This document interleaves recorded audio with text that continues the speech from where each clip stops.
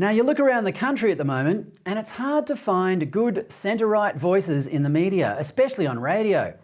The current offering is full of shallow viewpoints and gotcha moments just to generate a headline.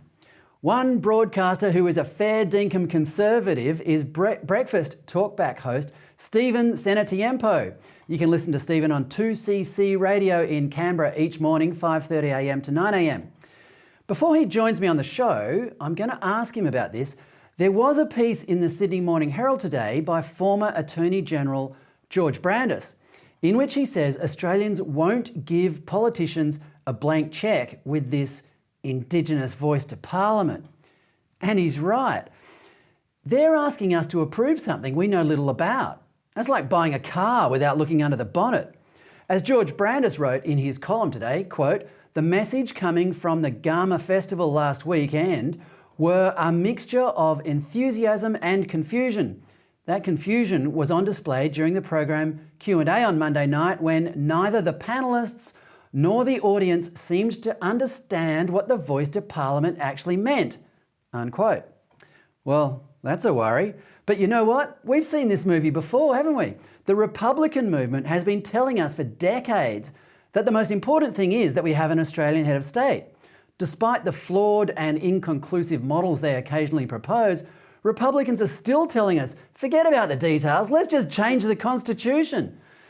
This strategy never works. I'm astounded that the Indigenous Affairs Minister, Linda Burney, thinks she can pull this off.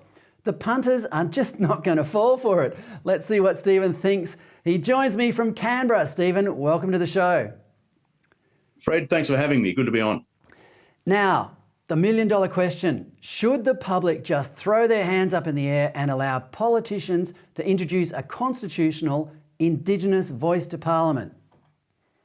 Well, of course not. I mean, the Prime Minister's proposition is basically, trust me, I'm a politician. And, he spent the entire election campaign telling us that we don't trust politicians anymore. Apparently, that's why we've got all these Teal Party candidates that made it through to the Parliament in the last election. And look, whether or not you think an Indigenous voice to Parliament is the correct thing to do or not, there's got to be some detail. You can't just say, well, look, let's put it through and we'll tell you how it's going to work later down the track, because, this is incredibly important. My thought has always been that a voice to Parliament was called a ballot box.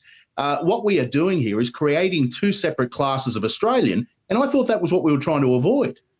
Geez, you sound a bit cynical there, Stephen. Don't you trust politicians? Oh, just a little bit. Well, what many of these Labor politicians and radical left-wing activists fail to tell the public, which you've alluded to, is that there are now 11 Indigenous MPs in the National Parliament. Stephen, that's a pretty solid block in terms of representation for Indigenous Australians. Isn't that a sign that our democracy is already functioning just fine?